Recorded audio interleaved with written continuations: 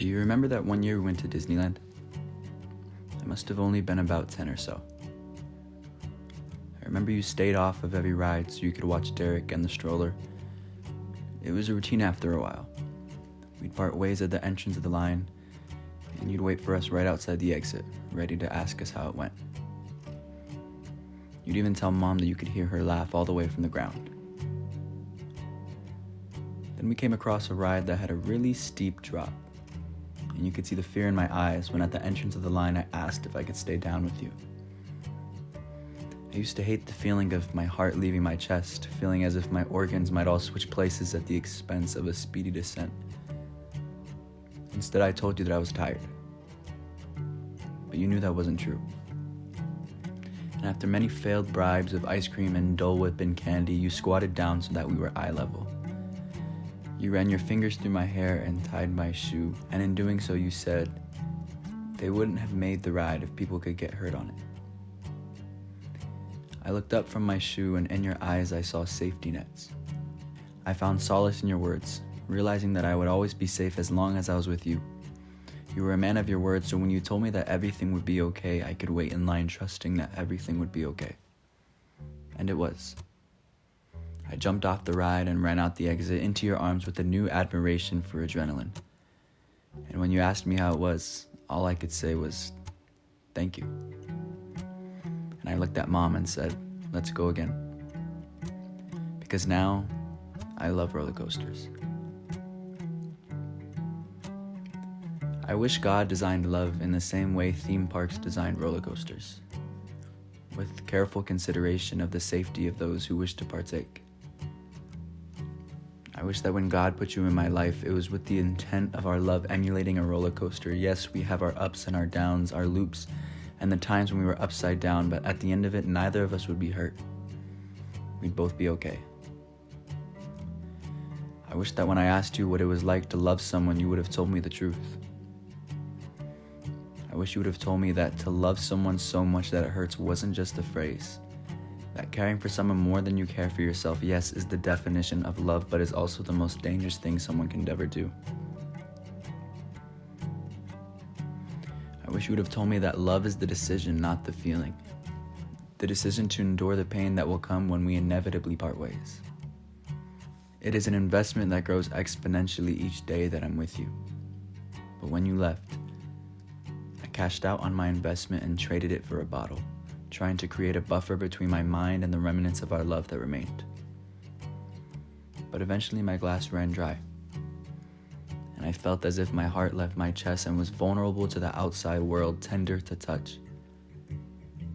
I felt my organs rearranging themselves, playing a game of musical chairs in my body to the sound of your voice, to the sound of your laugh. My body fell apart and my world followed suit. I was unsure of how to triage the destruction. I was unsure of how I would move on. But most of all, I was unsure as to why God was punishing me for spreading the one thing that He asked us to while here on earth. Love. But maybe this is my fault. I'm aware that I get attached easily. I enter every relationship expecting it to last forever. I give a piece of myself to every person I meet because you told me that forming a bond with someone was like riding a roller coaster. You're either all in or you don't ride it at all. But now it feels less like a roller coaster and more like I'm bribing you to stay by giving you all of me in hopes it'll be enough. But it never is. And I'm not mad that you left. I just wish you would have stayed. Just a little bit longer, while we procrastinate this inevitable pain, because the best case scenario for any bond is for it to end in death, and at least then I have a 50-50 chance at not feeling anything.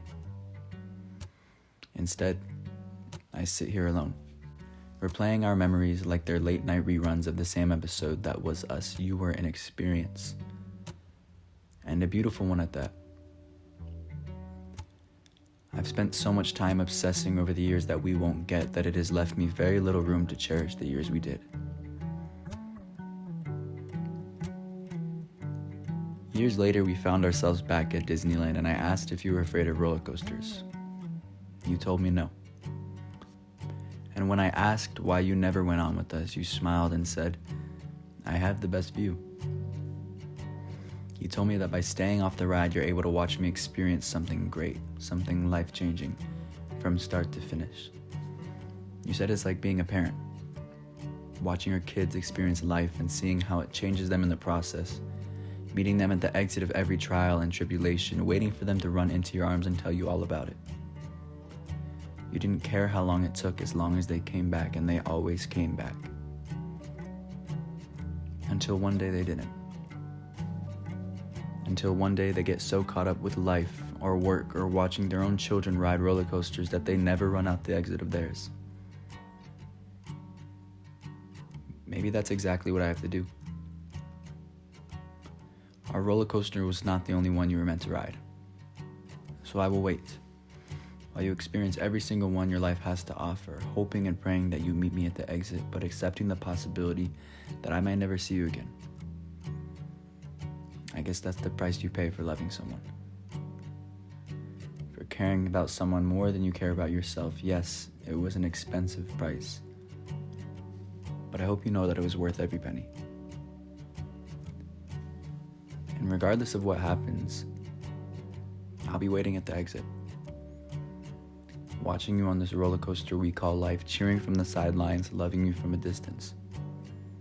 Imagining the day you run through the exit, an alteration of who you used to be, but one that I look forward to meeting.